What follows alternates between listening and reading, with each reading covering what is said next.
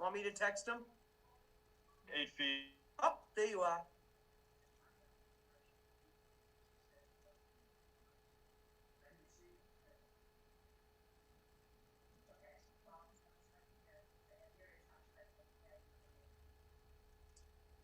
Of the front yard setback.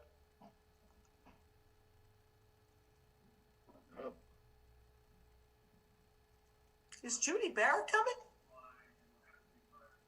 Oh.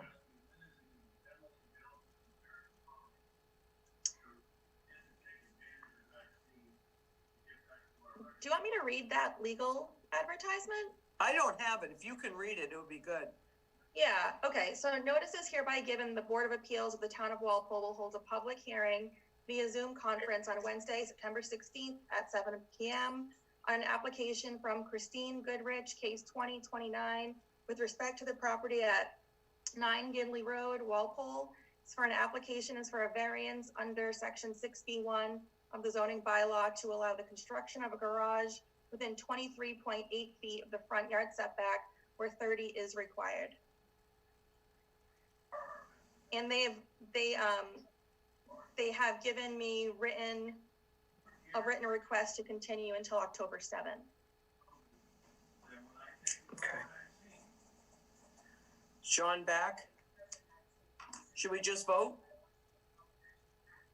Yeah, why not? Okay, as a letter provided by the applicant has asked us to continue this to October 2nd. I'll need a motion. October 7th. Oh, October 7th. Sorry. Thank you. October 7th. At 7 p.m. via Zoom conference. 7 p.m. Yeah, whatever. Jane, did you second? Yes. So it's Who a made the roll call motion? vote? I made, well, did someone make them? Did anybody say so moved? I said Yeah. so moved. Okay. I did. Do we have a second? Thank you, Drew. Think we're good now. Roll call. Jane. Aye. Drew. Aye. Bob. Aye. Dave. Aye. Suzanne, aye. So that's all set. And now we'll, He's trying to rejoin. oh, is he? Okay. Hopefully he'll be. And IT told me that if you start having issues with connection, like taking the video off can sometimes help. So if you start going in and out. Oh, okay. I didn't know that. Take it off video? Okay. And I'm in a new room, so I could be closer to the router. Apparently that also helps the closer you Okay. are to your Wi-Fi. So. Well, I'm ready for a nap in that room. All right, are we ready to start the Deborah Drive, or should we wait for John for a sec? Well, John's not on that one actually, so it doesn't really matter. Is the applicant here? Is Billy O'Connell here? He should be. I talked to him this morning. Okay, it looks like he's in the attendees panel. Do you want me to allow him to talk? Please. Okay. How's it going, Bill? You can just unmute and you should be good to go. Oh, hi, John. Hi, everyone. Can you see it and hear us? I'm looking for you, Billy. All right. No, I can't see you yet myself. Can anybody else? No. Can you hear me? I can Yep. hear you fine. Yes. All right. Well, you might be better off not seeing me, you know? Well, I wanted to see how my client, of course, but I can see everyone. Okay. All right, Billy. So this is a continuation. I'll read the, it's a continuation application, and I'm going to say Joe. I'm going to follow up his last name again, Petruziello. Thank you, Case Madam 20 Clerk. That's Not bad? perfect, just about perfect. Much Oh, better than I thanks. could do. It's case 2022, respect to the property located at 4 Deborah Drive on Walpole, Mass. It's a zoning district R. It's an application for a variance under section 6B13 of the zoning bylaws to allow the construction of a 24 by 32 detached garage in the rear of the lot with a 15-foot setback with 30 is required. And this is a continuation. And I guess we'll just let you take it away, Billy. He did have some homework to bring in for us. And I had submitted a memorandum to Madam Clerk. Hopefully everyone has had a chance to see that, and I know that, that Joe had uploaded, I believe, some documents also. And I had, as part of my memorandum also, I had submitted, a plan and a deed, which I can speak to. Okay. All right? Yep. So I don't thank know if you want to summarize the memo quickly, maybe. Yeah, or I'd be something happy like to. that. Yeah, no, I'd be happy to. And I approve, Madam Clerk, members, we appreciate your time. I have Joe right here. I don't know if you can see us, but we can see you. So to summarize it, I went through the elements of a hardship. Obviously, this is. All right, I just promoted him to be a panelist so he could turn his camera on. Way to go.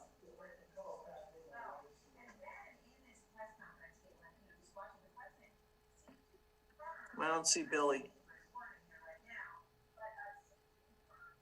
Did anybody see where he went? In the great abyss.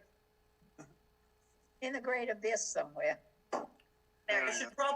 should probably also say for the record that John Lee is stepping down. Sorry,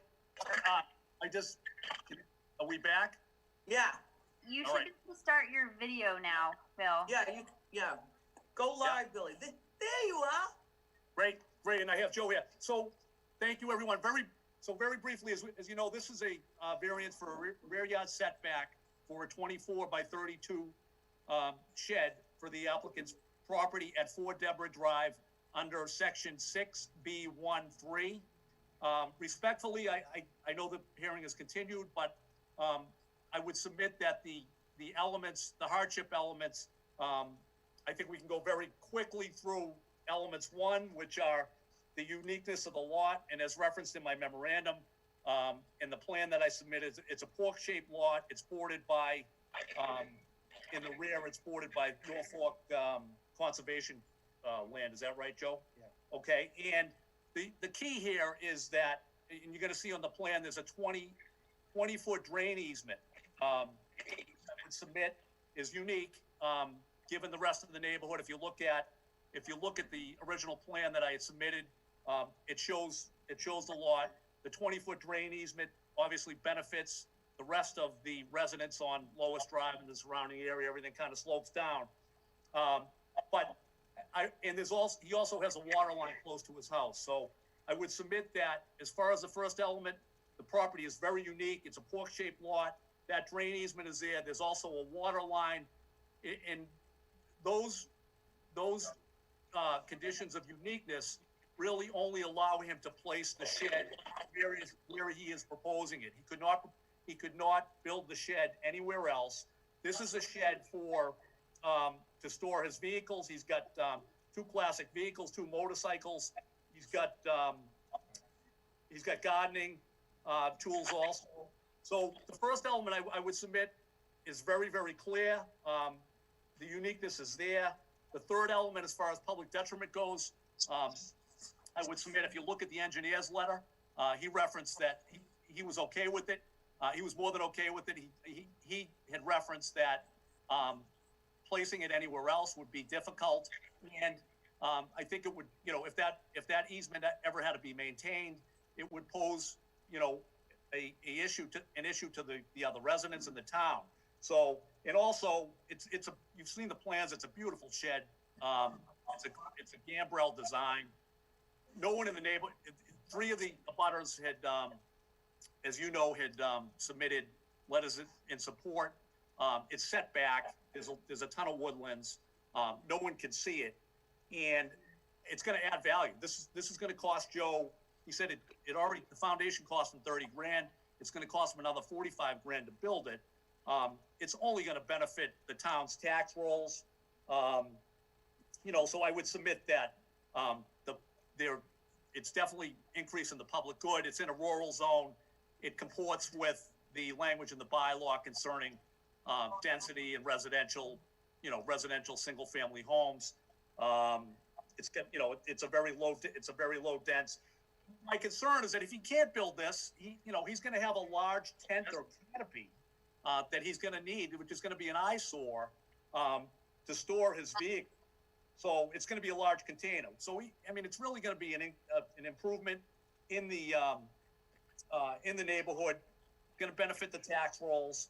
The neighbors are in support. The town engineer's in support. I think the Board of Health didn't have any issues with it. So again, just to summarize this, Madam Clerk, first two elements are met. The second element, the hardship element, which is always kind of a unique situation, goes to the uniqueness of the lot and this public drainage that obviously creates the hardship. And as far as this is not a self-created hardship, and you'll see in my memorandum that when there are dimensional requirements involved, I know the board doesn't like to grant variances. They don't want to set precedent, but this is really a situation where the elements, I believe, are very clear. There's no self-imposed hardship because, again, it's not a financial situation. He's trying to improve it. Usually, you see cases with, potential self-imposed hardship with subdivisions and things of that nature. This is not that situation. And the case law that I had submitted, I think, goes to the hardship issue.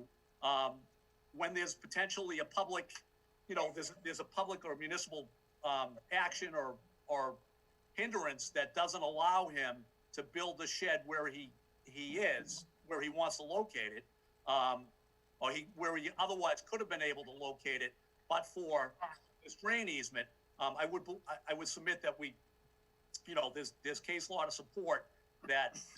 This also goes to the issue of hardship. So for those reasons, I would respectfully submit that he clearly meets his burden on all the elements of a variance under section 61B3.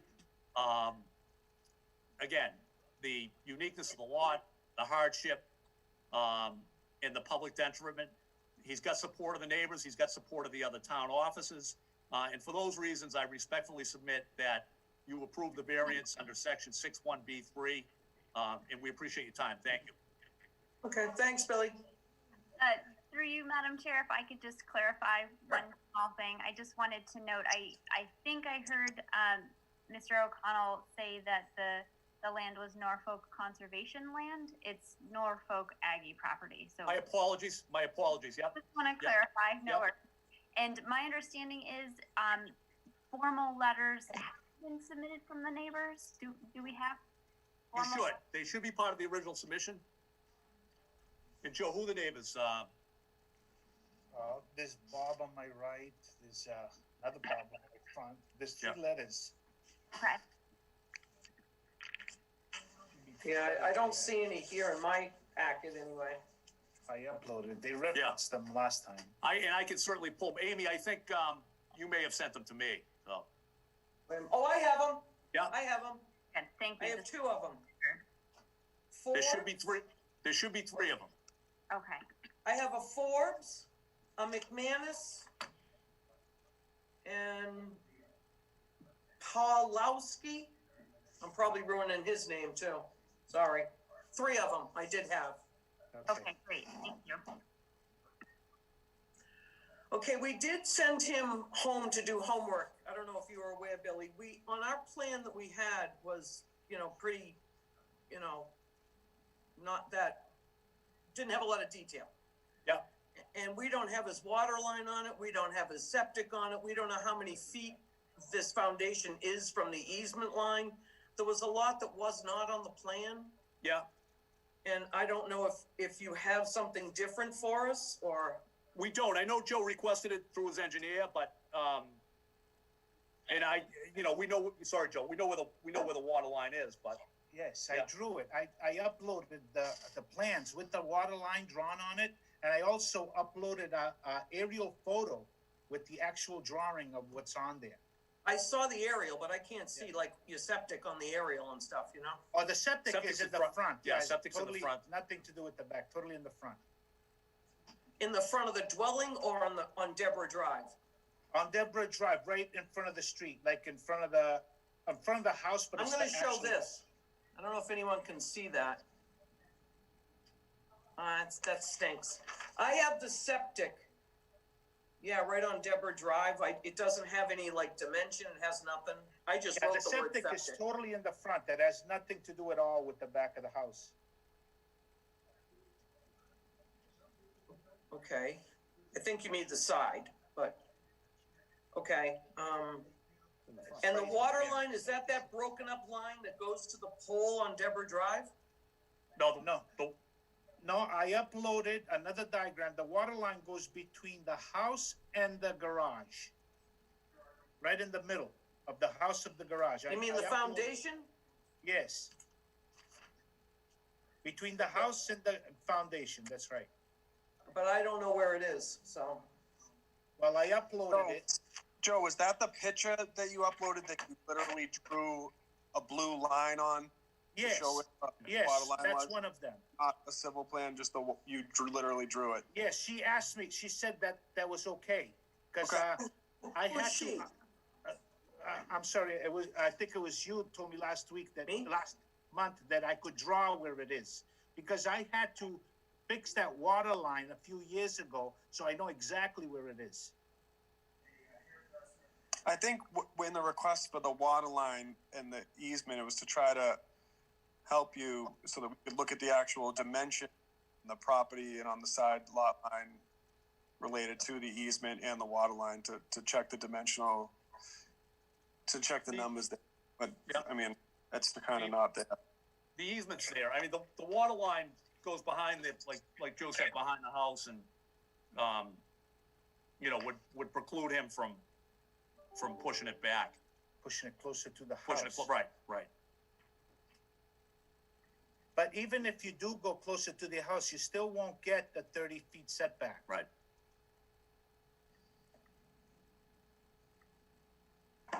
How far is the foundation right now from the 20-foot easement? 25 feet.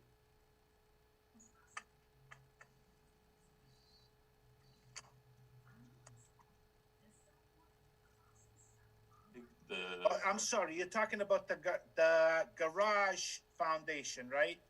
Yeah. Not the house foundation, I'm sorry. The house foundation is 18. No, I don't care about the house. I don't care about Yeah, the house. okay, yeah. It's 18 feet away from the easement, but there is an 8-foot apron in front of the foundation. So it's actually 10 feet away.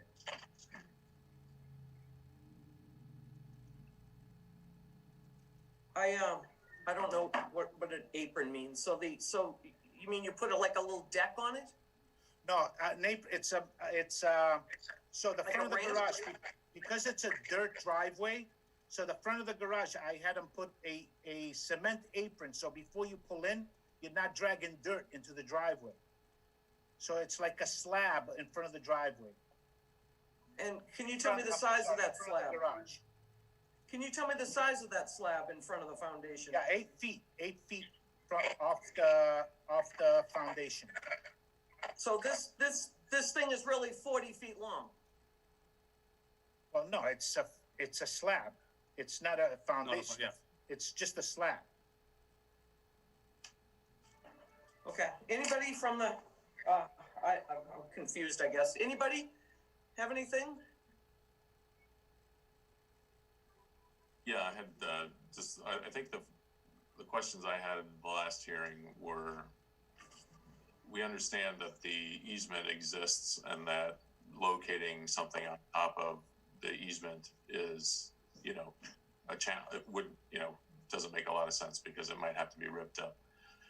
But there seemed to be plenty of space to move the foundation closer to the easement line without, and potentially to comply with the setback requirement. And there's other locations on the site, for example, that could accommodate the slab, and so that would not interfere with the easement.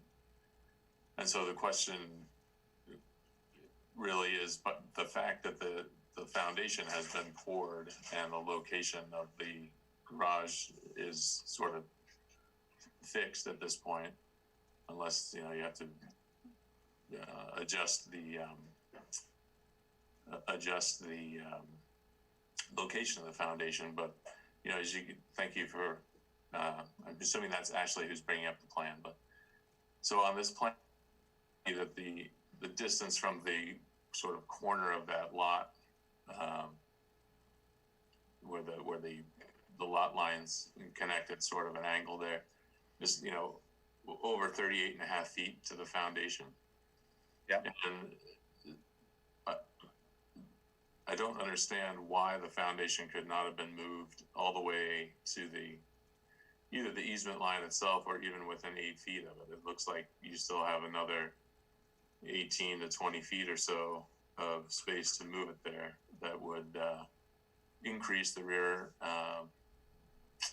yard and, you know, potentially comply with the zoning requirement. So I appreciate the drain easement as an issue and the pork chop lot, I get that, but notwithstanding those limitations, there seems to be a location that could accommodate the garage and comply with the setback. So, and I have a difficult time approving a variant where, you know, the foundation was poured, and now we're basically, you know, the testimony at the last hearing was that it's going to cost me a lot of money to rip it up and move it to a better location. But, you know, that's a hardship that was created by choosing this location for the foundation, not a hardship that's inherent in the dimensions of the lot. He did not create the hardship, and I think if you look at the case law, I understand what you're saying, but I think you're kind of equating the fact, this is definitely the proper location for this. If you get a chance to look at the house, did you view the property? Yep. I have I not. did. If I make just a one point that's relevant. So the applicant obtained a permit to pour a 22 by 24 foundation. He Yep. then had and poured a 24 by 32 foot foundation. No, That's correct. So on the residential building permit, it has Okay, foundation only, shed 2 by 24, 22 by 24, but there's yep. a 24 yes, by 2 foundation. but I, in other words, I told him that if I poured the 22 by 30, the 24 by 32, that I would go get a variance. And if they didn't give me a variance, that I would just leave the foundation as is. And he says, yeah, you can build a foundation as big as you want, as long as you don't build a building more than 22 by 24. He's always tried to do the right thing, obviously. He didn't, you know, he didn't build it without a permit. He's trying to do the right thing. He spent, So in other words, Yeah. the foundation is okay, the size it is. It's still when you build the building on it, that's when you're not in the bylaw. Mr. Fitzgerald, I disagree that he's created the hardship. I understand where you're coming from, but I'm not sure. Also, the engineer put the garage where it is. He tried every place on that lot where it would go, and this is the best place it could go. Also, the garage needs to be, you know, it needs to be usable. I mean, if you twist it and turn it in different ways, you can't get in and out of it. You know, I mean, where it is now is the ideal place for the garage to be, to make it look nice too. It's got to look good too for the neighborhood. I think you can understand that we can't grant variances just because people think it's an ideal location to put something, right? As it's shown, it violates the rear setbacks. So the question But I think, but I appreciate. There's plenty of space between what's shown on this plan between the foundation. No, there isn't. There is not. No. It shows over 18 feet on the plan. What do you? Is the plan? I mean, his engineer thought that was the only location. So, Bob, what we're missing here is he's added an 8-foot chunk onto that 24 by 32 chunk. I'd submit, Clark, it's not relevant. Called a platform. I think that's why we asked for a new updated plan that showed the dimensions between the current foundation, the 24, the current footage, like the square, the distance between the house as it is now, that foundation, and the distance between the foundation and the easement. Without those numbers, it's hard for any of us to really have this conversation because it's kind of speculative. No one actually knows from where that foundation is now how many feet is it to where the easement starts. Well, I mean, do you want another plan? Mr. Fitzgerald thinks that without he thinks there's enough room there. I mean, do you want the engineer to testify that this is the proper location? All I'm saying, Well, I guess it's just that we don't know. I mean, we're just working off the plans that have been submitted. It shows a Right. rectangle. Let me just finish. It shows a Yeah. rectangle where the foundation is located.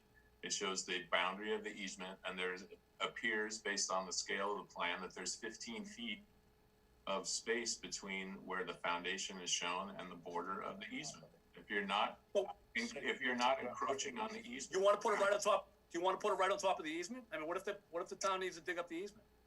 Are they gonna build right within the 20-foot easement, or are they gonna need to? Did I say that? No, I said there's space between the foundation and the border of the easement area, which is shown on. I understand, but when the town digs up an easement, Mr. Fitzgerald, they're probably gonna need to extend out from the 20 feet, no? They can't. No, because they don't have easement rights beyond the 20 feet. Well. They but cannot I mean, do if it. Yeah, but It's if you've got against the law. no, I understand, but if you've got a foundation there that's close, Right on top of it. Yeah. That'll put the building right on top of the easement, right? The front of the building would be right on top. And if you see the property line, it just wouldn't work. It would go right on top, and it would have to be moved back too. I mean, where it is has been done by engineers. Now anybody can go, oh, move it this way, move it that way. It's not an engineer. That's the engineer's job to do the right thing. This is what he did. Well, where is the engineer? I would, and I Where is the respect, engineer? well, no, I understand, Yeah, we've never done this Commissioner's before. gonna hop on and answer any questions and clarify. I'm a little concerned that his statements were, I just wanna make sure that you have an accurate picture of what his statements were and that everyone's on the same page. So, Deputy Commissioner Crowley is gonna be jumping on the Zoom in, just a second. right. In case you wanna ask him directly. So, I do want to ask him some okay, questions. I Perfect. assumed, I'm sorry, I just assumed that'd be the case. I didn't ask, but he'll be here in 1 second. I love a good apologize. brogue. The building inspector. Okay. Do we have anything here from the engineer, We do. other than what you're saying? I'm sorry, Ms. Coffey, just that he thought it was fine, he didn't have an issue with it. But we don't Yeah, actually I have actually, anything. I apologize, let me look at, bear with me for 1 second, let me, look at the, I've gone through everything I have from the last time. I have don't Kyle see Baldus, if you guys want me to read that. anything. Town engineer.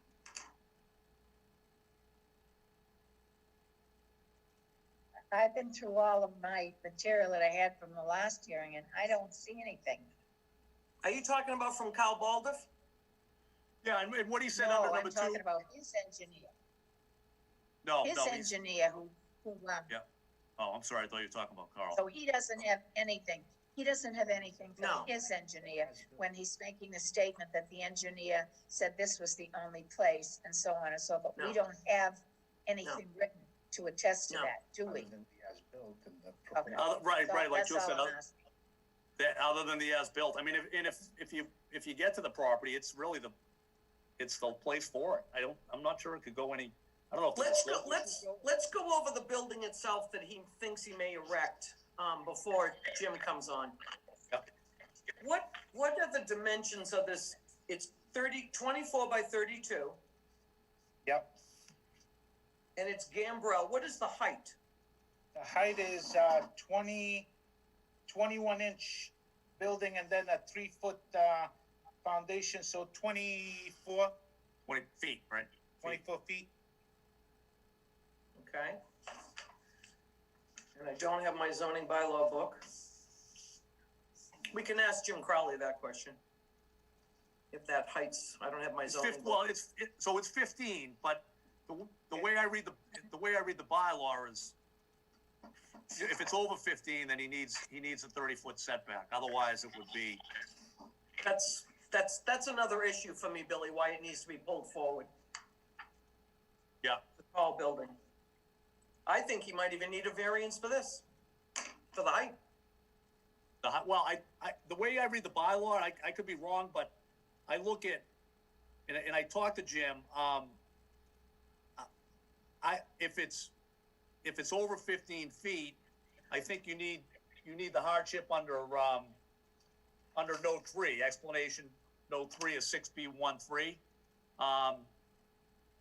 which requires the variance for 30-foot setback. Certainly, I mean, it wouldn't hurt if we need a height variance to include that also, but I read it as being encompassed in note 3. Okay. If you grant the 30-foot setback, but it probably wouldn't hurt to also, I wouldn't see any harm in requesting an additional variance for height. And he said no heat, no water, no nothing, No, even though he's got a water line right next to it.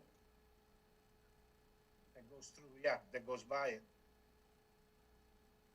Well, you claim it's so close, you know, it has to be there, so it's got to be pretty damn close. And what's the construction materials?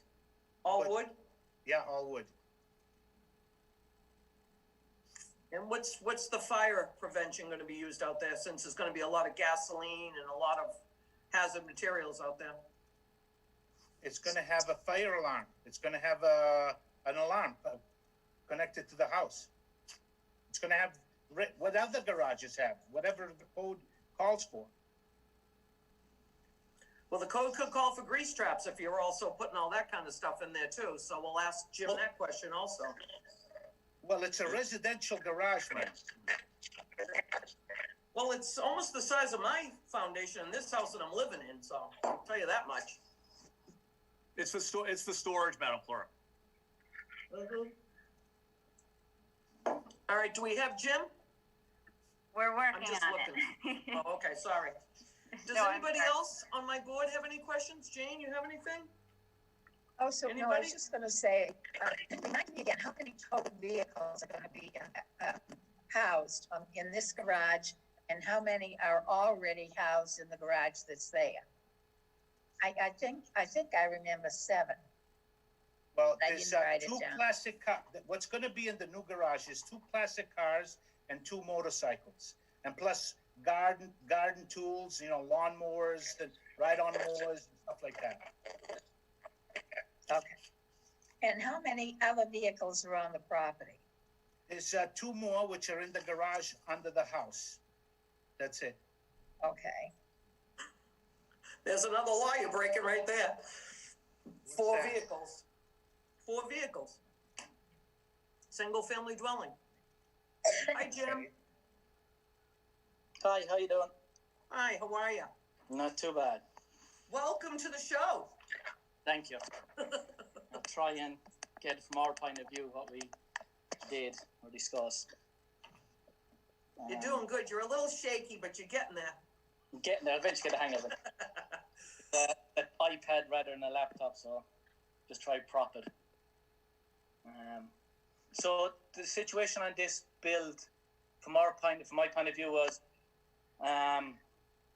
the gentleman applied for a permit to build a shed that was, I believe, up to 34 feet, which we denied and rang him to inform that we were denying the permit for the size in relation to his setbacks. And he asked about it, and we explained there's 3 criteria for sheds in Walpole. If he wanted to go that close to the property line, he'd have to build a 22 by 24 and not exceeding 15 foot in height. Once he broke any of those criteria, it became an accessory structure that had to fall back in the requirements of the main structure. I explained the only way he could do that is to get a variance, to apply for a variance. Because on these 2 things that I said were unique was he did have an easement and he has a very weird shaped lot. They were the prior. He did explain that he was at home because of COVID and he wanted to get the project going and start. So what I explained was I could give him a permit for a 22 by 24 foot.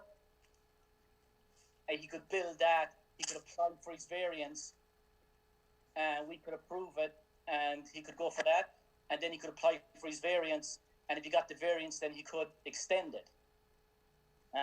So the plans we approved that he gave us, I actually only approved the foundation plans with the stipulation that it could be only 22 by 24 because it was so close.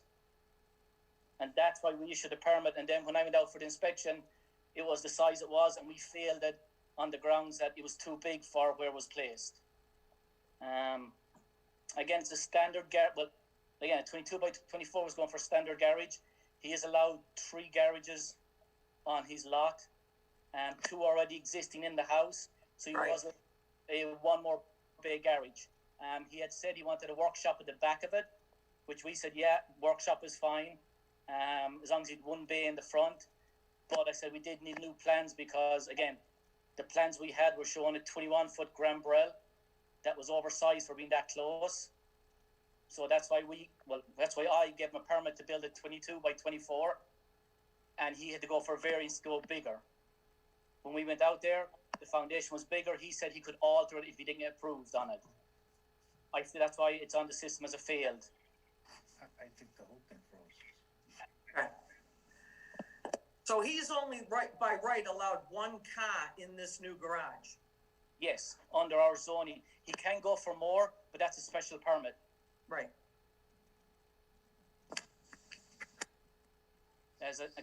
But the motorcycles are okay and the workshop's okay. Yes, our zoning never states anything on motorcycles. Our zoning states as a single family residence, you're allowed 3 regular cars, 1 commercial vehicle, and you're actually allowed up 1 vehicle that's not actually registered, as long as it's kept away from the side into the back of the property and not in plain view from your neighbors with an unregistered vehicle. Right. That's So what I was just... 4 cars, Jim? Sorry, 4. You said 3 cars plus 1?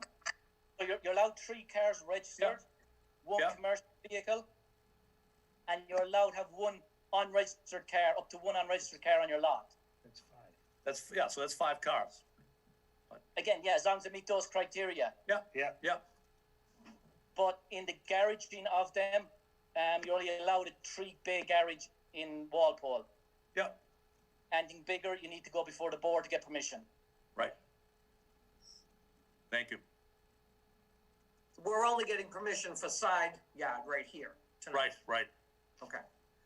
And does this I like the garage. Does it require any kind of gas traps or anything for all this apparatus that's in there? Well, again, it all depends on, is it going to be for personal use, or is he going to be using it to as a his own business for running a maintenance shop back there? That's it. That's another criteria then, because technically then you're running a business out of residential. Gas trap will depend on what he's actually doing in there. Again, we were just going on that it was a 1 bay garage with a workshop for just machining out the back of it. He's got it's for personal classic cars, Joe. Right? Yeah, it's just a personal workshop to tinker. It's not like a mechanic shop. Yeah, so like that's a personal hobby. That's fine. Yeah. Okay. Does anybody else have any questions? I have a question for Jim on the height. Does anybody want to jump in on anything else we've already done? Anybody have any questions?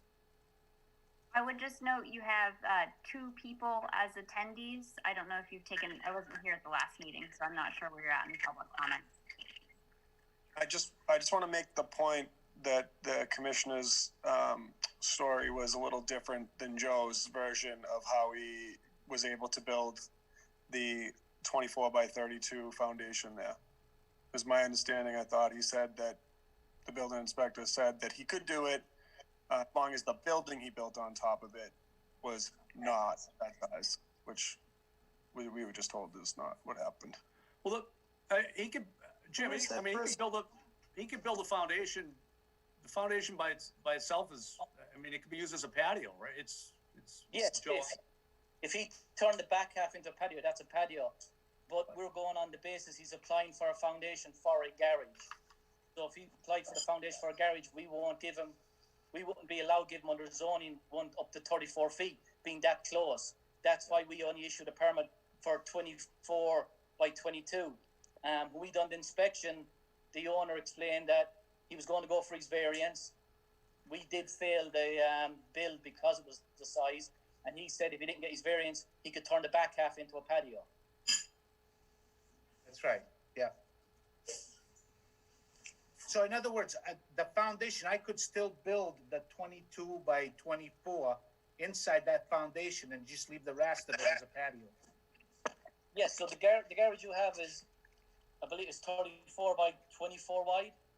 It's So- 24 by 32 right now, but the one you Okay. allow me to build is 22 by 24. 24. Yeah. So on the Well, 24 I'm just a little confused, because I'm looking at your approved permits, so I understand, David, what you're saying, but it's a little confusing, because I'm looking at something dated April 7th that shows a proposed 24 by 32 garage.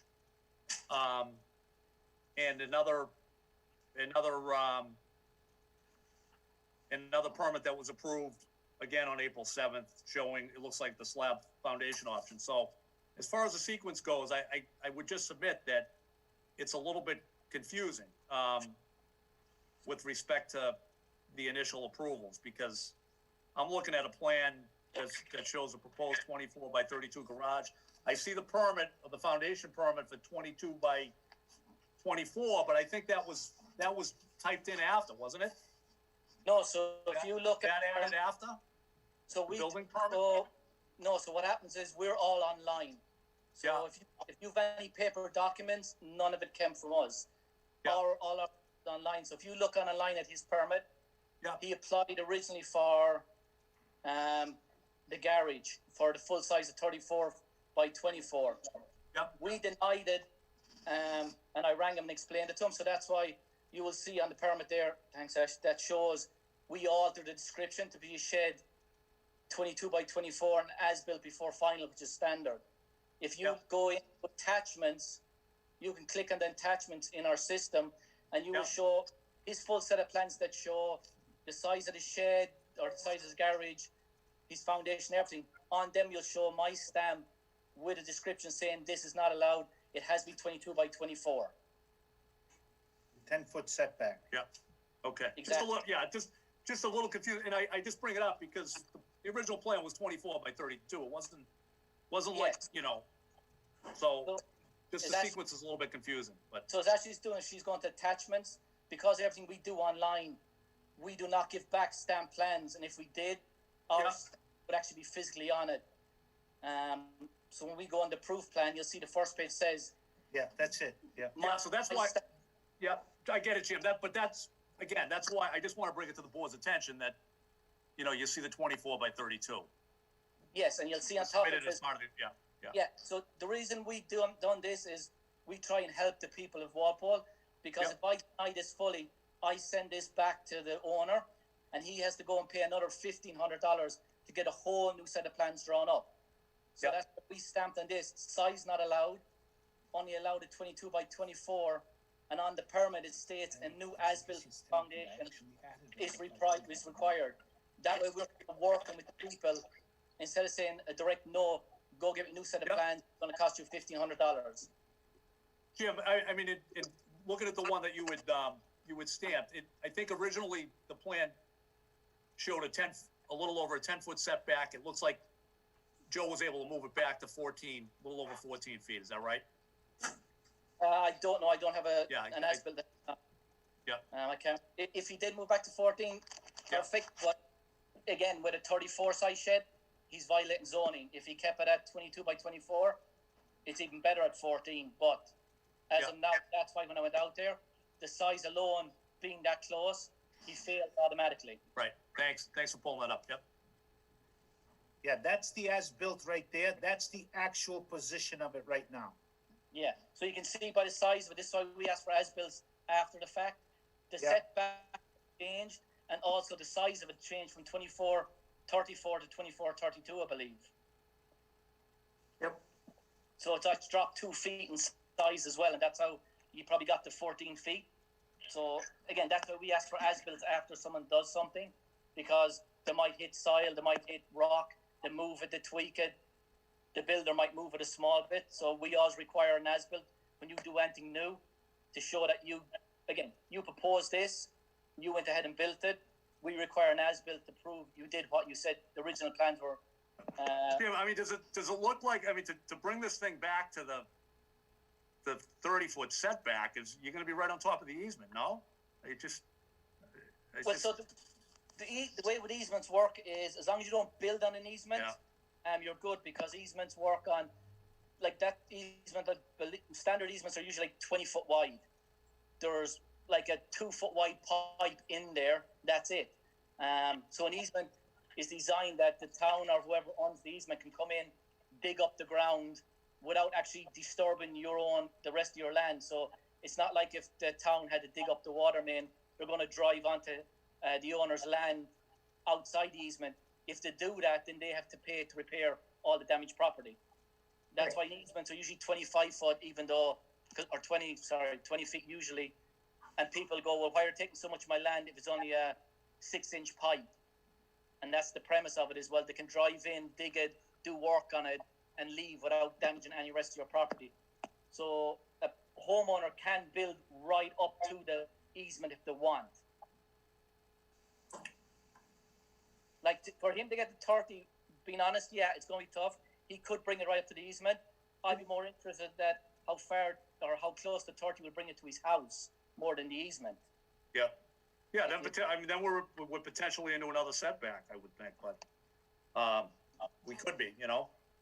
You brought it right up to the easement, on top of the easement, but I don't know. Yes, you know. You could, like, people have built on easements over the years and that never happened to them, but we don't recommend it because, again, if a power easement or a water easement, you can drive in, knock down whatever's covering the easement and dig and be not responsible. Yeah. So a lot of people will build close to an easement, or they can build right up to that line, because nobody can actually, technically the power company or water company can't go outside that line when they're digging. That's why you get usually 25 foot wide easement for a 6-inch pipe that's in the dead center of it. So you can work around it without damaging any more of the property that needs to be dug up. To move forward, you would have to move it back too, and I would go right on the easement. Move it forward, you would lose the. Go ahead, Joe, you want to speak up a little? Yeah, if you move the garage, the foundation forward on top of the easement, you would lose the setback from the side property, then you would still need a variance. You would have to move it back to in the lot and forward. Also, you wouldn't be able to use the garage if you move it on top of the easement, because it's so close to the property, to the side of the property, no way to get into it. Again, I think that's why we asked for the dimensions on the civil plan to show what the distance between the foundation and the house was now. So that we would know. 25 feet. That was measured, 25 feet. Between the house and the garage foundation is 25 feet. And actually, there's right here, can you read that? Yeah. I don't know if I can read that. What's it say? It's 30. I can't read it. It's -5. It's 25 feet. If you have this, the one that he actually approved, the one that he put notes on, if you can bring it up again, it actually has the distance between the house and the foundation. Yeah, see, yeah, 30 plus 5 that we moved it, so it's 25 feet.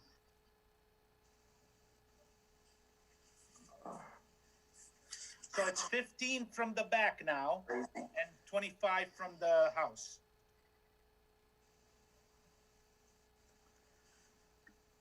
Can I just interject something here? It sounds like what the ZBA is asking for is pretty simple, and please tell me, board, if this is not what you're asking to see.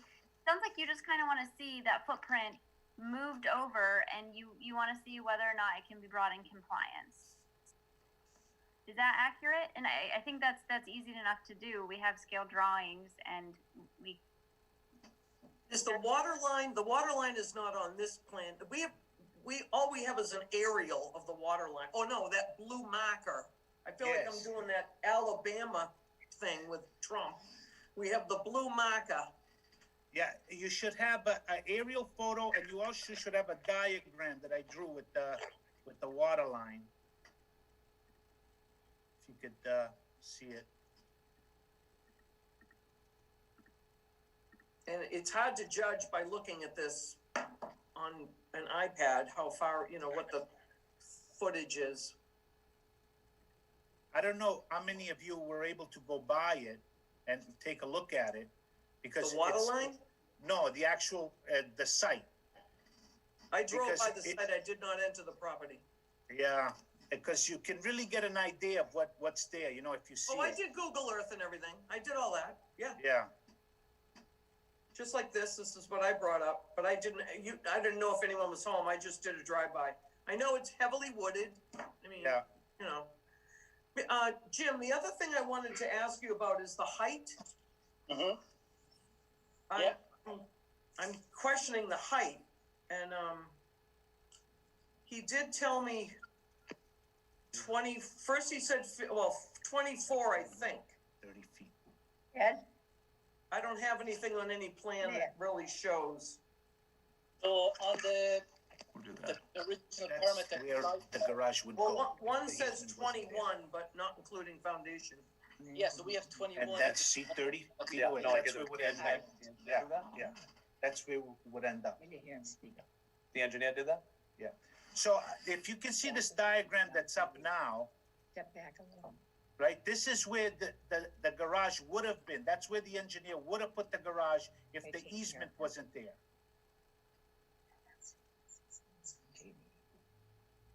We didn't hear him. Seems, okay. So this has existed this whole time, just made, because Yeah, This- I uploaded this a while ago. The engineer drew this as, this is the proposed spot for the garage. Because of the easement, we had to move it to where it is now. oh, where'd that go? Oh. There it is. Oh, he's just showing you where it should go to comply. That's But it right. doesn't comply with the setback with the other person's property. I think it does, and I think Does it it? does. We didn't put the measurement there, but it's 25, I think, from the side. I think it is, yeah. Yes. 25. Okay. Yeah, I didn't get it. Can I ask a question? Why can't the red square be, Turn. slid to the right? Yeah. Or towards the foundation that is Yep. already shown there? And still comply with the 30 feet, right? And be outside the easement area. It seems like that there's plenty of room just by looking at this plan, so why can't that be? Yeah. Where? To move it to the right? Yeah. I don't know if you can see my, Oh. Lost it. I think he's saying if you kept it in its current footprint and just slid it actually forward directly at the easement. Towards the easement, yeah. Yeah, if you go back, you'll see that it wouldn't work because you would be too close to the property line, and 30 feet will put you right on top of the easement. 30-foot setback will put you on top of the easement. If you move it down to where the red one is, you can see that the property line slopes away. That's why you're getting that 30 feet. If you can bring, yeah. See how it slopes away? Okay, see where you put it there? You're right on top of the easement. But if you put it parallel to the back, the rear lot line, would that work? You turn How it- would that, It looks like you're fitting a square peg in a round hole. I mean, it has to be usable too, or, you know, just keep it at the same angle that it is, or parallel to the lot line, and just slide it to the right. I mean, Yeah. visually, it looks like it should fit. Right on top of that easement. You're right in the corner of it. I think he's saying if you slid it to the right a little bit, closer to the house. Right. That's what he's exactly saying. Well, you gotta get the cars in there. I mean, it'd be like a 90-degree turn. Only one. Well, he can't drive up the easement, and he can't put a driveway in the easement, right? So, I can drive up the easement. What do you mean? well, I mean, The easement is underground. You don't see it. no, understood. You can drive over it, but I'm saying there's Yeah. room to drive along what's already shown as the driveway to get to this location that I'm suggesting. If I could be shown physically that there's just no configuration, it just looks to me that it certainly could come closer to compliance, if not fully in compliance. It looks Yeah. like there's room. Well, Fully well, compliance yeah, and let's- non-compliance is the same thing. I mean, if it's a Well, little you're off, gonna, it's you're gonna still grant off. the variant, you're gonna grant the variance if you came closer in compliance? You're supposed to issue the minimum variance required. To set- No, I understand, Yeah, okay, so that, understanding that, then yes, it makes a difference. I would just submit, I mean, he's met all these elements, the board's not setting any precedent, he spent a ton of dough. I understand the board's concern, but he's trying to do the right thing. And it lines up with the house, the way it is also lines up with the house. It's also aesthetically pleasing. You know, you don't want to put an eyesore back there either. All right, can I talk about the height again? Because I feel the height is not, also, I think it's too high and it's not adequate itself. Jim, do you have anything on that? He's telling us it's gonna be 24. Yeah, so again, on the original plan that were in the permit that we already approved, and I believe the original plan had a gambrel going up to 21 feet high, if I remember correctly. But when you go that close to your setbacks of 10 and 6, with a 22 by 24, there's 3 criteria to be allowed to get that close. Thanks, Zach.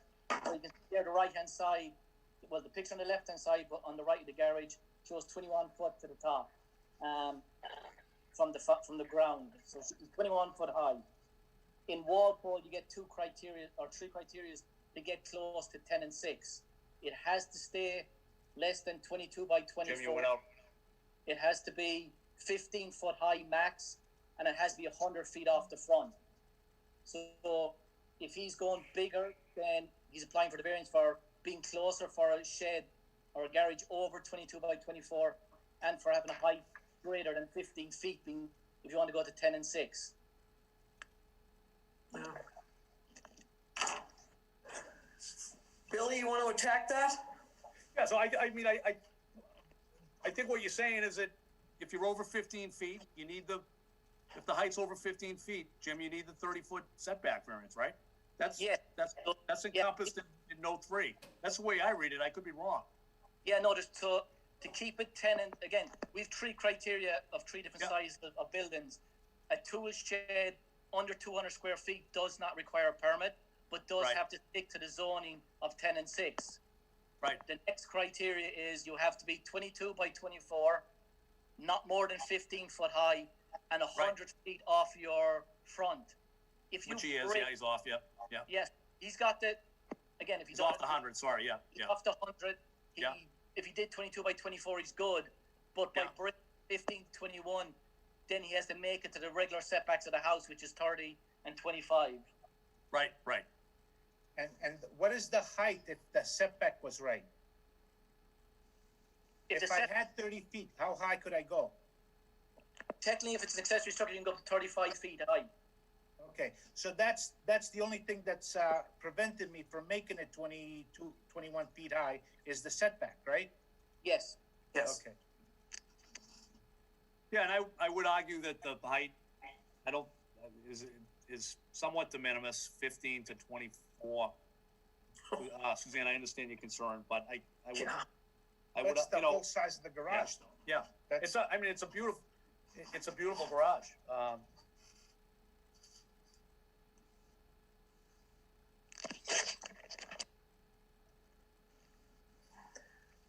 All right, I don't know, anybody have anything on the board?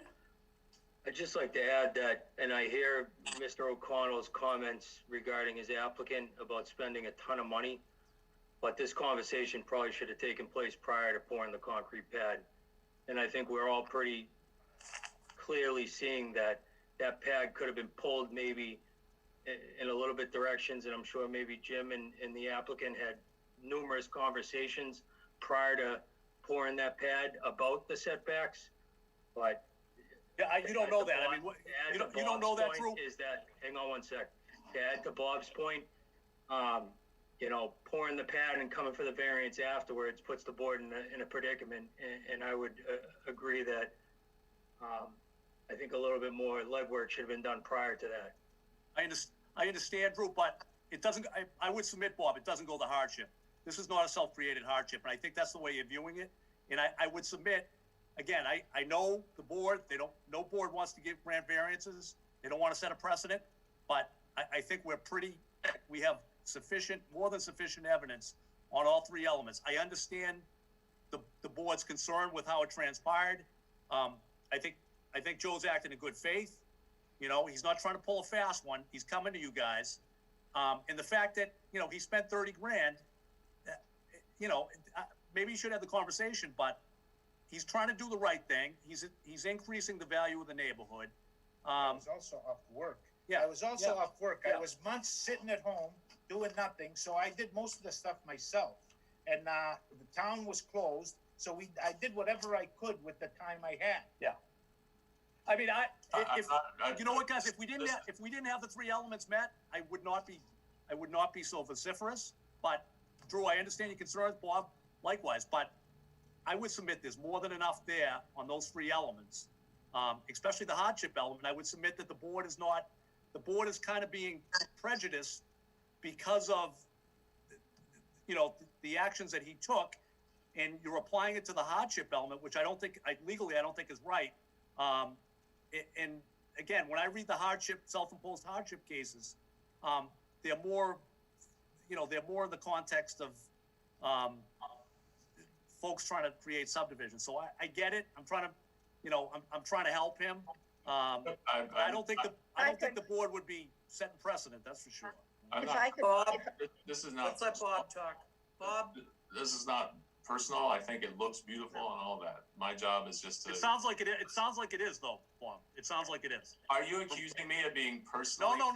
Okay, From what Drew just said about. To saying that.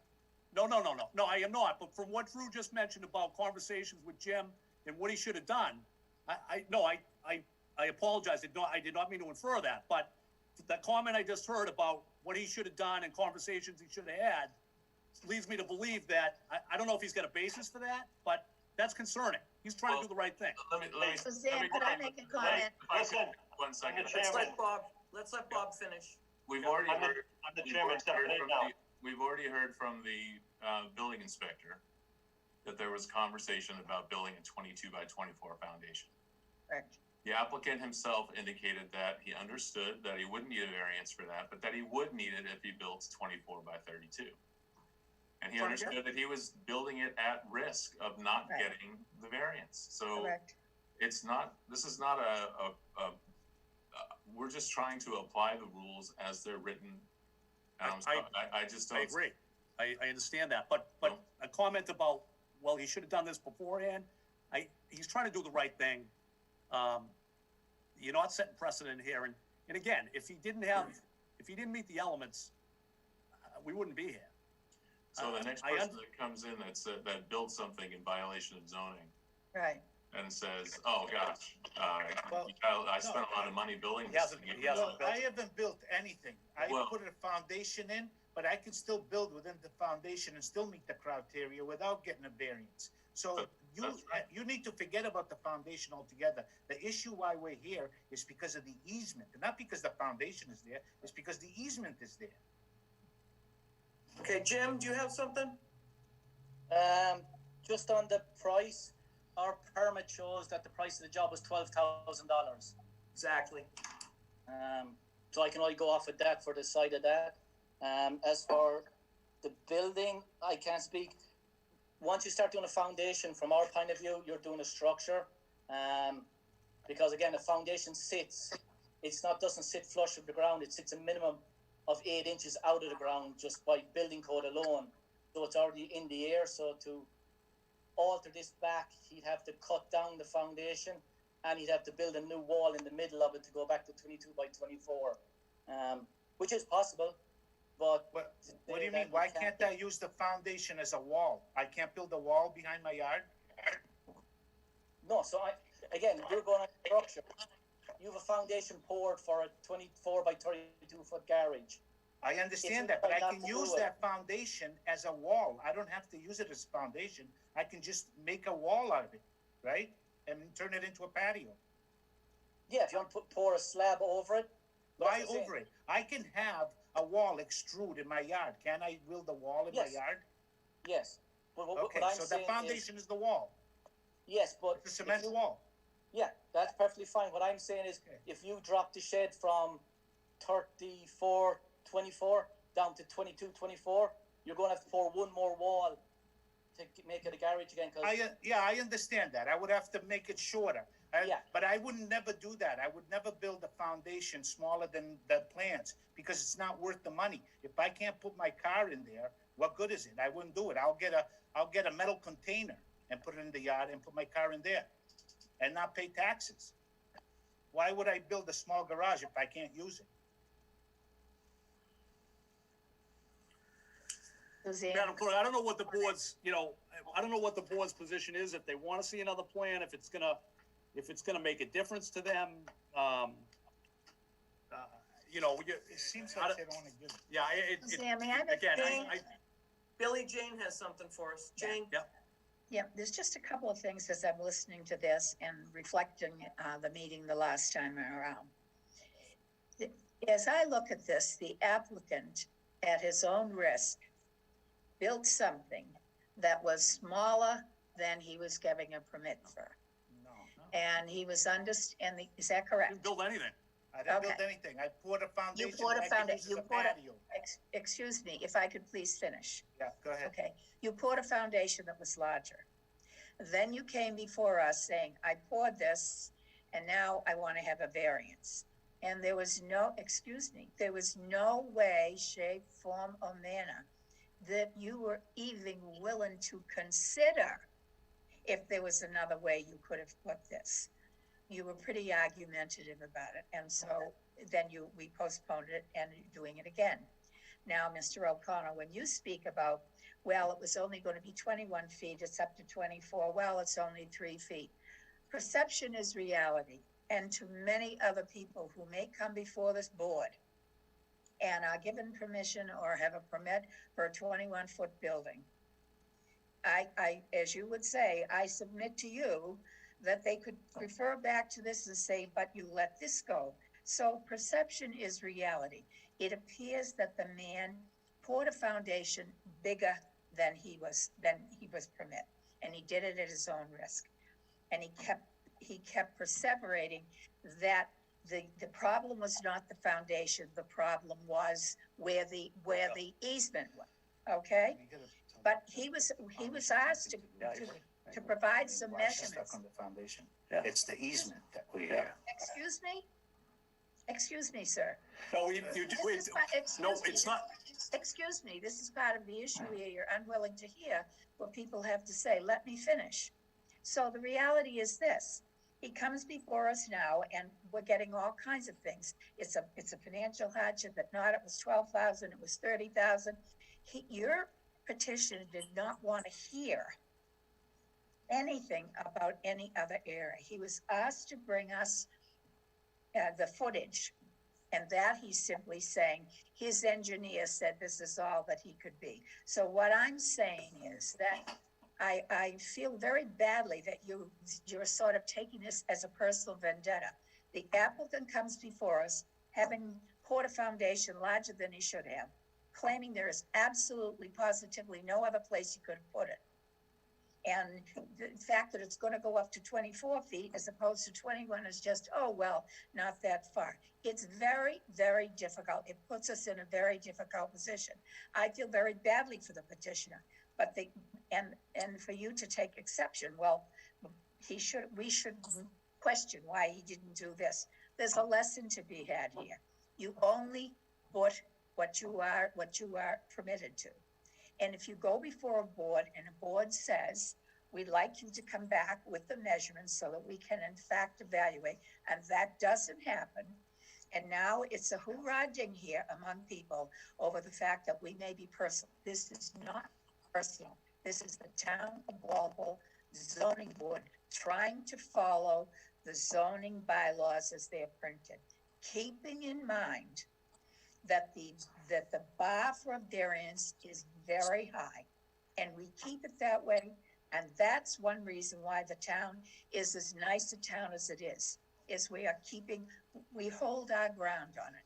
So please be courteous and let us say what we think we it needs to be done here. And if we decide we don't Yep. want this, understand, it is not personal. We're No, trying. with all due respect, there's no, yep, there's no personal vendetta. I'm gonna go back. It's not the foundation. I think the board is vociferating on the foundation.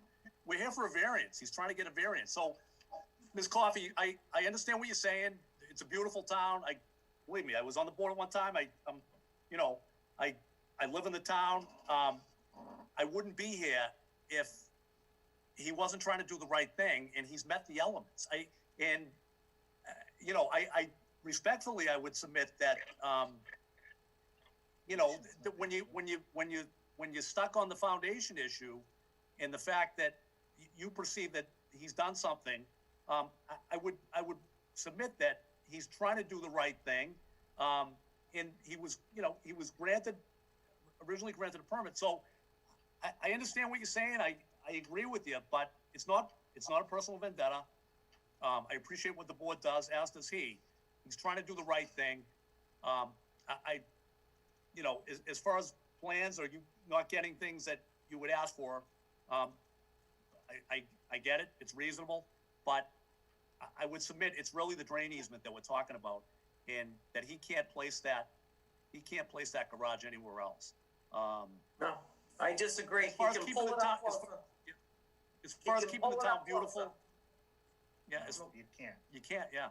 I mean, he said you can't. But as far as keeping the town beautiful, look at the plans, and the neighbors are on board, the town engineer's on board. What else can we say, I apologize if if I'm coming across it, I'm making it personal. It's not, but when I hear comments that he's kind of being penalized because you believe that he did something with the foundation or poured a foundation, he's requesting a variance. He hasn't put up the structure yet. So I would ask that you kind of look at the big picture. I can do whatever I want with the foundation. Billy, you were on this board. You know when we have a variance. Many years ago. I was there with you, sadly. Yeah. But anyway, when we have a variance like this, when someone wants to put a dwelling or something in a lot, Yeah. we exhaust that whole lot to figure out if that's the only place it can be. We try to place it, in the best place. He had nothing on the plan for us to go by. We Yeah, had sure, no water line. We had no septic. We had nothing. We had the easement. That's all we had. And Bob, we had his house. Madam Clerk, tell me if, Bob, tell me if I think we've met the elements. I think you have a different version of hardship, but I feel like we've pretty clearly met the elements. Notwithstanding that it should be in a different place, I don't see that in chapter 48, but maybe that's the board's policy, or that's their custom. But again, we wouldn't be here if he wasn't strong in the elements. And that drain easement is significant. I think when we first met, one of the reasons we deferred it was because we were trying to help Joe and give him more time to provide the information that we expressed that we needed so that we could be able to make that decision for him and grant him the variance. And that looked like showing that if he moved it too close to the house, it would cause another violation, or that there was a water line there that he couldn't build on top of, or that if he moved it all the way up into the easement, that it wouldn't satisfy the variance. All those things, that was kind of time to get it together to show that that was the case, so that we could make the decision. Because I think everyone wants to, or would want to, if that was the case. But if if there was no foundation there at all, and it was just earth, and we were having this conversation, and you could build it in, what would have to happen? Because there would be no hardship. Yeah, and again, from what I'm hearing though, is that I think the board is really concerned about, not about the drain easement and him meeting the elements of the hardship under the law. The engineer made the plans. Yeah. The engineer came before I built anything, took measurements, did the plans, and he said that the garage that you want is gonna go on the easement, because you don't have the setback. The only place to put the garage, and he put it on you have all the drawings. He put it on the drawing. This is where the garage will go to be useful. In order to use it and not interfere with the easement, this is where it has to go. okay? Now, you can twist it, turn it, bend it, do whatever you want. It still will go over the easement, and it will still not comply, because he did all that. And you saw the red square there, he did that. He said this is where it should go if the easement wasn't there. That, where it is now is done by engineers. I didn't come out of the air and put the garage there. The engineer put it there. That's where it goes. And to be useful. I'm sorry for my, I don't have an attitude. I'm not mad. I'm Italian, so I talk that way. And I'm Irish, and I'm a loud talker, so So am same I. with me. Same with me. I'm not mad at anybody, so. No, and, yeah. And please, Mary Jane, I don't want you to think it's, you know, I'm American, so I'm advocating for my client. Okay. So I apologize if that's the way you Yeah, took I'm it. sorry. I don't mean to offend anybody or yell at anybody or any of that. if there All was right, a does left, anybody have anything else on this? Jim, are you all set, Jim Crowley? Yeah, I'm all good. Anybody else have anything? Madam Clerk, I don't know what the board's preference is, if they're inclined to potentially grant it with more information. I know they, you know, if they're not, if you can let us know, you know. I just know how I'm voting. I want it to be pulled closer to the easement, and that's what I have said probably 10 times. Yeah. And I think I'm getting denied, so that's my vote anyway. Well, I don't know how anyone else is. 30 feet setback anyways. I There just, was someone waiting again, on. there are a couple of. Is there public? Is there There are public? members of the public here. I'm not sure if they want to give public comment or not. I don't know where you're at. We can bring them on right now. I don't I'm know not how sure to if they do want it. to, but if I don't know where you're at in your procedure, so I don't know if you took public comment previously. I just wanted to know. No, we can do it right now. Would be perfect. Do you know how to do it? Yep, I can. So That would be great. I guess if anyone would like to give public comment, if you could just raise your hand or make a note in the chat. Thank you, Ashley.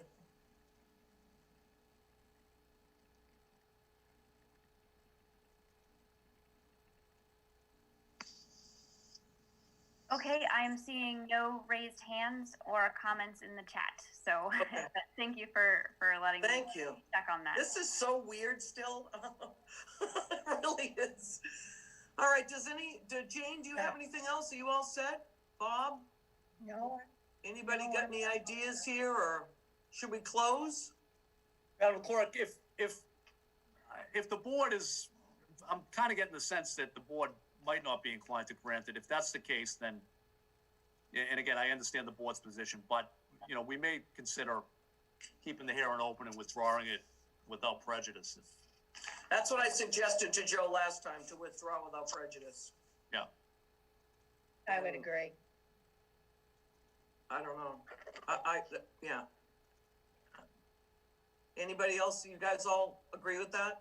So I can't. I think that's a good Well- idea. Either that, or if we could maybe seek a continuance, and then can I talk to Joe, and if he does want to withdraw it, without prejudice, we can do so. I think we've pretty much exhausted it, though. I think you should make a Okay, decision then myself. I'm not gonna build it then. Yeah, then why don't we, if the board would consider, us withdrawing the application, without prejudice. If you could make a motion, or we can make a motion for the board. Can I have to a do that. motion for that, Jane, maybe, or somebody? So moved. So moved. Second. So moved, Suzanne. Okay, thank you. All right, so we have a motion on the floor to withdraw without prejudice. We'll do a roll call vote on this. Okay, everyone? Is there any further comment before I do voting? We're good? It's so weird to not be able to see. Okay, roll call. Jane, Aye. Drew, Aye. Bob, Aye. and do we have anyone else? Dave. Dave, he's on my other page. Sorry, Dave. aye. And Murphy, aye. So it's 5-0 to withdraw without prejudice. Thank you. Oh, who was at the first hearing? Who were the members of the first hearing? Was the same members? No, John Lee was on it. Okay. He's Okay, and everyone else was present? Yes. Okay, thank you. And, so we're all set, I think. Withdraw without prejudice. So do Thank I you. make a motion to close this hearing? It's been withdrawn. Probably should have closed the hearing and, I don't know, it's been withdrawn, so it's. I don't have to close it, okay. I just wasn't sure. Okay, so I think we're all set with that. So container then. Thank you. Thank you. Hi, John. Yeah. See how lucky you were? You got to have a beer and watch, there's no hockey, but at least you had fun. No, I listened closely, with what was being said, and I only got upset at one point, and, sort of jumped. I know which one. No, I will not have people saying stuff about board members like that, so. No. And just by the way, next month we have a hearing for a garage, so, let's take a look on Ginley Road. That was, for tonight, which, that one also got continued, we already addressed By that. the way, thank you, Jim Crowley. Thank you. Oh, sorry, I just kicked him off. That's my favorite. Tell him thing I to do. said thank you. I will. No, it was helpful, because I was worried about the height, and that was helpful to have him. Well, I just He was wanted great. to, I had heard a different version, and so I was concerned, I wanted you to have the story from the, what is it, the horses? Right. Or No, thank you, whatever. I That was a appreciate that. Great Thank you. idea. I also learned about why easements are 20 feet wide, so. Yeah, so did I. Yeah. 25, yes, so did I. um, All right, John, what do you have for us? So I wanted to just discuss where we're going to be next week. We're going to try to do the hearing for South Walpole, the 40B there on Summer Street. And Ashley and I have talked, and if some of us want to go to the town hall and be there in person with the plans in front of us, we can do that. People from everybody else will not be there. It will be, the applicant will not be there. The neighbors can call in on Zoom, or if they're having a problem with that, they can go to the library and call in if they don't have the technology at home. So we're trying to make accommodations. Really what it comes down, Who would be there then if the applicant is not? yeah, And so. Well, the applicant's gonna go Zoom, right? yes, the applicant will be Yeah. on Zoom. The only ones that at this point, and we don't have to be there, but if board members want to be there, we can be there at town hall. Well, who would be there with us? We're by ourselves? We would be there by ourselves. If we wanted peer review there, but, well, You have to what sit happened- with me, Jane. No, that's fine. I'd be happy to go. I'm just, Okay. yeah, that's fine. No, and by the way, I fully understand if board members say, I don't want to go to town hall. I totally understand that. What we tried to Listen, do, I want to go to the town hall to get out of here. I haven't been off my lawn, for God's sakes. It'd be fine. I'll put a mask on, please. okay, so we had asked, and Ashley asked the peer reviewer to come, and they said that they weren't comfortable coming to town hall. So, we said we'd do this hearing. We're trying to do the right thing, but it looks like it's going to be mostly a virtual hearing. So I just throw that out there. But we are going to have a hearing. We're moving forward on it. And the other thing, talking with Ashley today, we really decided we're not going to try to do a lot in one night. This is complicated. It's difficult. Running the hearing is difficult. So what we're going to try to do is take a small bite of this big elephant. And that might be, what we talked about was have the peer review comments on the plan that's submitted. We can discuss it and then open it up to comments from people in the community. But, we're not going to be here until midnight or anything close to that No. For this. So I So- agree. that's where we are. And the final thing I'll add is we did have a meeting with town council about how to run these online meetings. And very clearly, 100% clear, we do not have to be doing these public hearings. We're doing it because we're trying to move the project along. Town council couldn't have been clearer saying that we are under no obligation. We're protected by this new law, chapter 53, whatever they passed, saying that we're in a freeze during COVID. So if the applicant starts pushing, saying, well, you know, this or that, I'm very comfortable saying, no, we do not have to do this. So that's where we are for next week. What are your thoughts on it?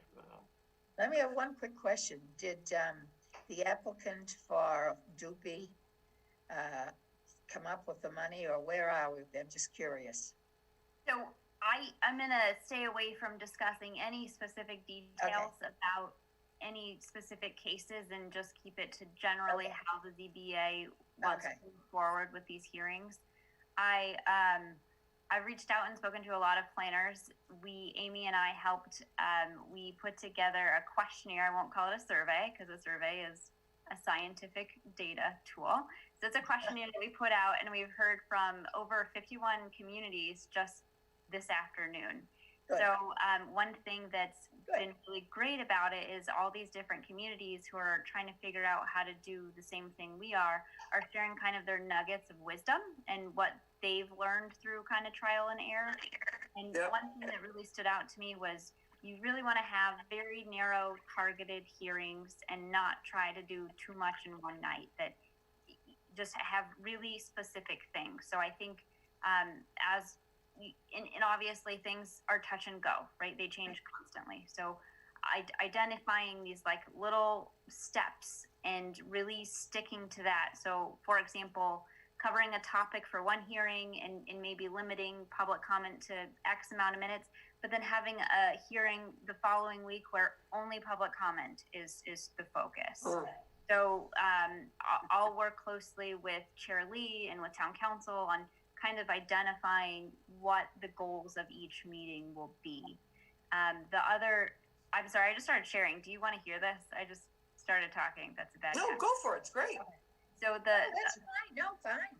So the other kind of learning that stood out to me was that it's important that the chair set the expectation at the beginning of the hearing and lay out what the process is going to look like for that night and explain to the public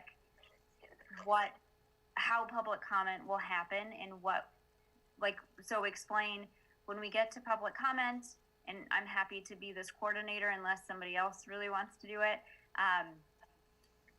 Ashley's going to be monitoring the chat room. She's going to, when we get there, I'm going to call for people to raise their hands. If you can't raise your hand, please just add a note in the text box, and then you see all the little hands go up, and then I would basically call on each person and give them permission to talk.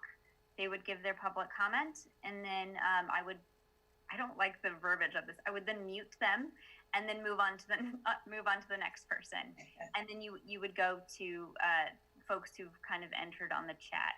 I did a session this afternoon, a 2-hour-long how-to Zoom. So we had, I think, about 6 or 7 different people show up and kind of pop in and out, where I walked them through how to do all of the things and answered questions they might have. I've also been working with Sal at the library, and our agenda is offering, if you don't have internet, if you don't have a smartphone, if you can't use Zoom, please contact us and we're going to do what we can to set you up with the technology so that you can do so. So that's in collaborating with the library. So those are kind of Well, it doesn't sound like anybody's going to be waiting in line to coordinate all of this like you've offered to do, to be there. Yeah, anyone, anytime. You want the talk. I don't think there's going to be a big line of people to do that, Ashley. So I think that's great. John, do we have a subject for this Monday? Yeah, the subject is the peer review comments on the original plan submitted, because and Ashley and I have talked about this. Okay. So our thought was have the peer reviews. I wanted them there in person. They pushed back saying they weren't comfortable. I'm not going to make anybody come to town hall.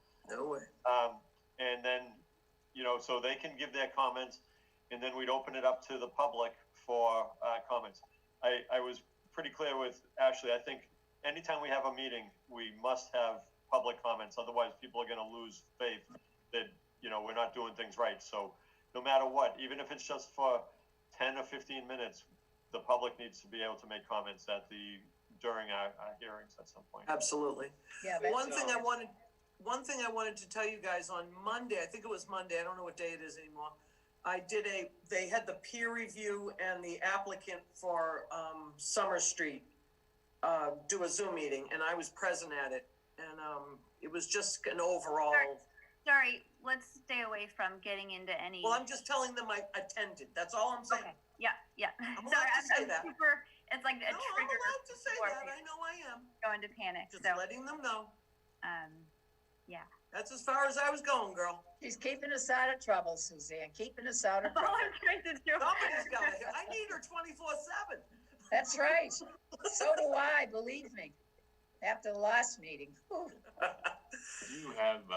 do have a work conflict on the 21st that I'm not certain what time it's gonna fall yet. I have a hearing in another town. So, I may be able to dial in remotely from there, depending on the timing of it, but I just wanna let you know, I might be either in for part and then dropping, or I might miss the whole thing, but I can certainly review the video afterwards. Okay. And then you could put it at 1.5 times speed. I can take out all the commercials and everything and go real fast. Sometimes I forget I do that, and I'm like, wow, they've had a lot of coffee. What's going on? Okay, does anybody have any other questions or thoughts about how we should proceed for next Monday? My only question or thought was that we're still asking if people aren't technologically savvy enough to Zoom, people can still write letters in. It can be obviously submitted to the board as a public comment and read at our meetings, right? For anyone watching this on cable TV. Absolutely. So when we started getting all of these 40B applications, we worked with IT and set up an email address. It's zba@walpole-ma.gov. So anyone can send any letter, either by email or straight to town hall, and then that's going online. We've got a page dedicated for each project, and all the public comments that we receive that are written go on that page. And I actually think it's more helpful for when people do write letters, because you can read them and digest them ahead of time versus just like having, doing 2 hours of testimony and then an hour of public, I don't know how much your brains can absorb in one night, but it's tough. So yeah, absolutely. I think it's great when people write letters, and then, if we move forward with these like little baby steps on these projects, folks who don't have Zoom can certainly watch on cable and watch YouTube, and then send you a letter or for your following meeting. So I guess it's important that no decisions are being made right just yet, I think it was very helpful tonight, the way you were able to pull up the plan, so everybody's Yeah. on the same. Yes, that was very helpful. I think that's really critical, especially for these bigger projects where we're gonna be all over the site plan and everything, to be able to kind of focus on things. I mean, there's a lot of things you could do with Zoom. For example, how sometimes you're trying to get someone else to put a cursor in a specific area. So you could actually request and control the screen yourself. So, yeah, it's really neat. So if anyone wanted to just run through all of those things outside of a formal hearing, I'm happy to set that up with you. Today was really helpful to me, and hopefully helpful to the people who showed up to kind of. It was. Very low, outside of a public meeting, so you're not trying to figure out how to do comments and waste people's time. So I'm happy to set that up so you can kind of play, we can walk through all the different features. You could do a lot. There's a whiteboard. Really? You can do a lot. You're so young, you know exactly how to do it. You can do, Wow. I think it's. I didn't know that. Getting. Comments if I could, on two things. What Bob just said is I think what I've seen in the past is having the applicant have screen share capacity so that they can, as they walk through their presentation, they're showing everyone and we're all looking. It's very important that we're all looking at the same documents at the same time and having a conversation about the same thing. Just makes for a much more fluid meeting. I also think, Ashley, what you said that is very important, and I've been part of too many Zoom meetings in my life, that having the explanation of the process and the expectation of the meeting and the flow of it and what that's going to look like for your average, resident or person of the public that doesn't know, like explaining in the meeting is very important. I also think it's important if like a one page that just, details that process so that as we're going through it, because, when you explain to me and then you forget and you're like, oh, wait, what am I supposed to do? Am I supposed to raise my hand? What's the process? So kind of like an agenda of the agenda, if you will, but like a short one, a condensed one page, or it's going to be the presentation. Then there's going to be a time for comments. If you want to comment, this is what you need to do, just as a reference point so that people interrupt the meeting or be confused during the meeting on what again it is that they're supposed to do and how they comment and where we're at in the meeting and the process. Does that make sense? Yeah, absolutely. I can work with John and on kind of fleshing that out. And yeah, I think that's what I would want. That would be very helpful. Yeah. And then we can just use it consistently over and over again for all the meetings. And then it's like, instead of having to explain it over and over again, it's just there. Boom. That's what it is. That's good. So I know with conservation before, I did do that for the agendas with Landis. So I can probably just take a template from that, and obviously alter it to what our things are, but that can work on the agenda or whatever you feel is fit. Yeah, I think that's a great idea. Yes, we did talk about the difference between a public meeting and a public hearing, and we have to be very, very careful that we don't confuse the two. Sometimes conservation or other boards have public meetings, and the public is allowed to be there, but they don't have any time for input or discussion. Whereas the whole idea of the public hearings that we're having on these 40Bs or any of the hearings that we do, the public always has an opportunity to have input on these things. So we're going to, unless we're in deliberations and the case is closed, that we voted to close it. So we'll keep that in mind.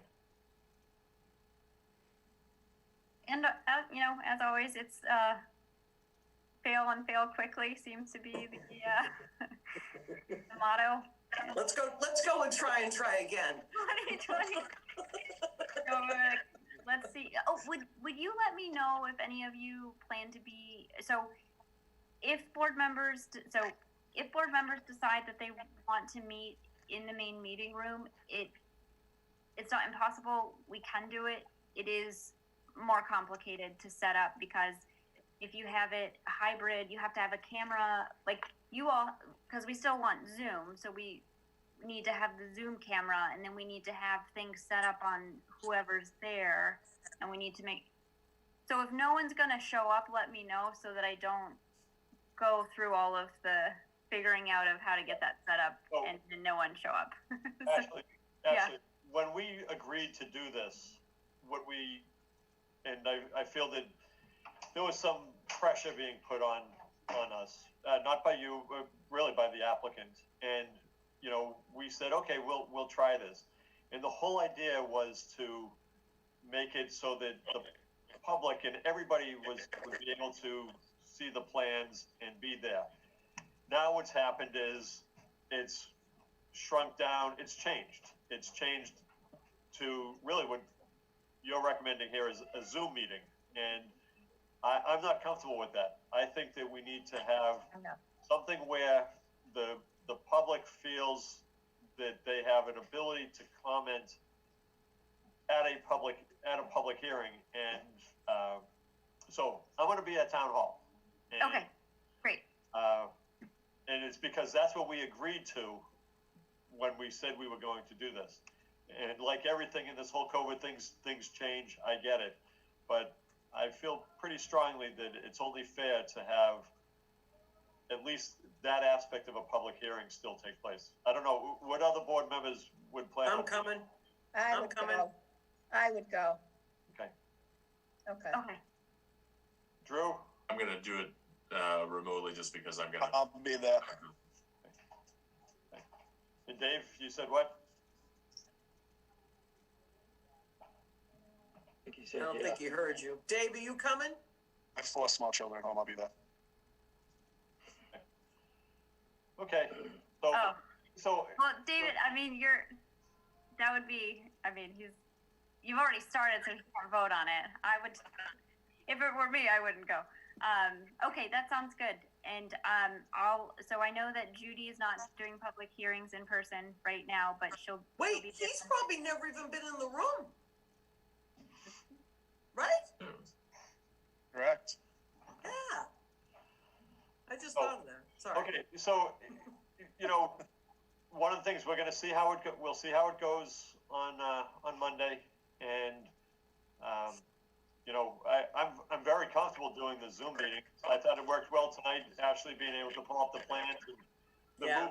the moving block was something I've never seen in a hearing before, so I thought that was interesting. But, you know, let's try for next Monday. We're gonna move this forward. Okay. We're gonna do and Ashley, you and I will coordinate more on this, but really it's the peer review comments. Yeah, and so the board members will be there, and just to be clear, the public's not gonna be allowed in the room, and the applicant can't be in the room, and this is all because we don't have a room at town hall that can accommodate more than 8 people, and that's the current restriction. So, the board will meet there, and the public will be able to participate over Zoom. And again, we've added to the agenda that if you don't have access to Zoom, we will help you get access.